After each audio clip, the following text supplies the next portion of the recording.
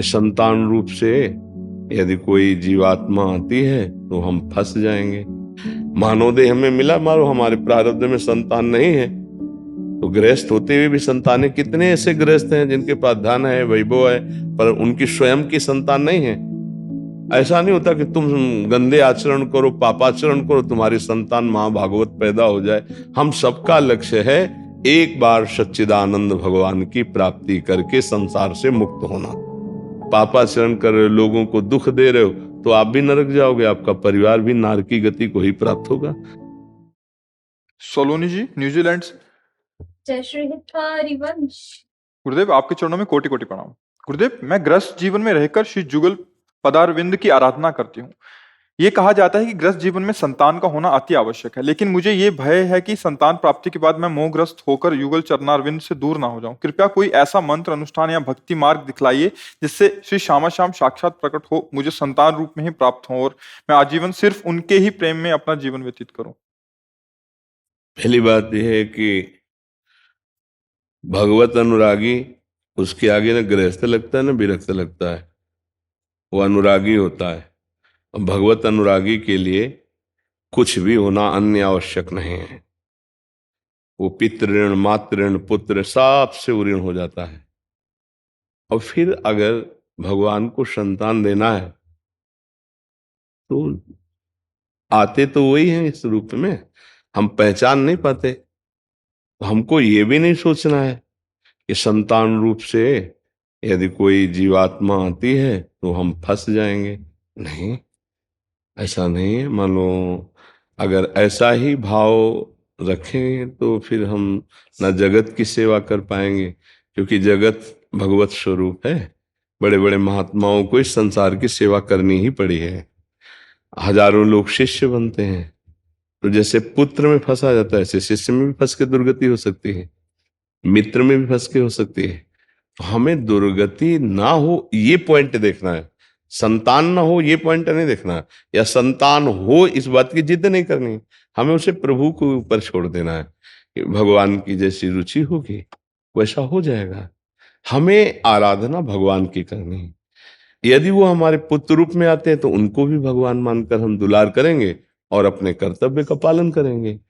और रहे कि कोई ऐसा मंत्र, तो प्रभु के नाम में बड़ी सामर्थ्य है। वो हम चिल्ला चिल्ला के कहते हैं राधा राधा राधा राधा, हरि को खरीद लेने के लिए समर्थ है राधा नाम। अगर हम राधा राधा रट रहे हैं तो किशोरी जी भी प्रसन्न है और लाल जी भी प्रसन्न है। पर हमारी कोई शर्त नहीं होनी चाहिए कि संतान होना चाहिए या नहीं होना चाहिए। इसमें हटा के चतुरासी जी की प्रथम लाइन क्या है? जोई जोई प्यारो करे सुन। तो वही बात हृदय में रख लेनी चाहिए कि प्यारे की अगर इच्छा है तो संतान हो जाएगी, और प्यारे की अगर इच्छा नहीं है, जिसके भाग्य में नहीं, तो खूब डॉक्टरी करवा लो, खूब व्यवस्था करो, पर नहीं संतान होगी। और जिनके संतान होनी होती है तो सहज में भी हो जाती है। तो हम उस विषय को प्रभु के ऊपर छोड़ देते हैं और अपने चित्त का चिंतन प्रभु में लगा देते हैं। तो संतान होने पर भी चिंतन प्रभु का करना है और ना होने पर भी प्रभु का करना है। तो अब जिसका हम चिंतन करते उसकी हमें प्राप्ति हो जाती है, प्रभु का हम चिंतन करते प्रभु की प्राप्ति हो जाएगी। ऐसा नहीं सोचते कि संतान प्रभु प्राप्ति में बाधक है, और ऐसा भी नहीं सोचते कि संतान होना जरूरी ही है, ऐसा भी नहीं है। मानव देह हमें मिला, मारो हमारे प्रारब्ध में संतान नहीं है, तो गृहस्थ होते हुए भी संतानें कितने ऐसे गृहस्थ हैं जिनके पास धन है, वैभव है, पर उनकी स्वयं की संतान नहीं है, क्योंकि उनके प्रारब्ध कर्म में संतान योग नहीं है। चाहे पुत्री हो या पुत्र, संतान योग नहीं। तो अब उनका जीवन व्यर्थ हो जाएगा क्या? नहीं, डट के भजन करो, भगवान की प्राप्ति कर लो, काम खत्म, सब ऋणों से मुक्त हो गए। अच्छा, संतान हो गई तो क्या विमान आ जाएगा क्या तुम्हारे लिए? है, संतान हो गई और वो दुर्गति प्रदान करने वाले आचरण तुमने किए तो तुम्हारा पुत्र महाभागवत थोड़ी पैदा हो जाएगा। तो फिर दुर्गति से थोड़ी बच जाओगे। संतान हो गई तो दुर्गति से बच जाओगे क्या? हाँ, भगवत भक्त संतान हो जाए, वो तभी होती जब आप में आचरण हो भक्ति के। ऐसा नहीं होता कि तुम गंदे आचरण करो, पापाचरण करो, तुम्हारी संतान महाभागवत पैदा हो जाए। वो कभी किसी महात्मा का कोई वरदान हो, कोई कृपा हो, बात अलग है। जैसे हिरण्यकश्यप जैसे राक्षसी भाव वाले के यहाँ गर्भ में पुत्र था तो देवर्षि नारद की कृपा हो गई तो भक्त प्रहलाद जी हो गए। ऐसा तो ये तो कभी संयोग संतों की कृपा से, पर पिता के और माता के आचरणों का संतान पर प्रभाव पड़ता है, क्योंकि उसी से तो उसकी रचना होती है। तो हमें लगता है कि हमको इस विषय पर ज्यादा ध्यान नहीं देना चाहिए, ध्यान देना चाहिए मानव जीवन की सफलता पर, चाहे गृहस्थ हो, चाहे विरक्त हो, चाहे संतान युक्त हो या संतानहीन हो।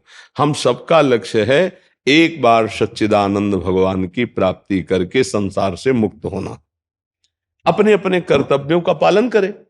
गृहस्थ है, कोई नौकरी कर रहा है, कोई किसानी कर रहा है, अपने अपने कर्तव्य ही पूजा है, और बीच बीच में नाम जप कर रहे हैं। कोई पापाचरण नहीं करे, किसी को दुख नहीं दे रहे, तो भगवान की प्राप्ति निश्चित होगी। और पुत्र है, सब कुछ है, खूब अधर्माचरण करके धन कमा रहे हो, पापाचरण कर रहे हो, लोगों को दुख दे रहे हो, तो आप भी नरक जाओगे, आपका परिवार भी नारकी गति को ही प्राप्त होगा। ऐसा थोड़ी पुत्र हो गया तो परम पद मिल जाएगा, जिनके पुत्र नहीं वो नरक जाएंगे। ऐसा है क्या सिद्धांत? हाँ, ऐसा सिद्धांत नहीं है।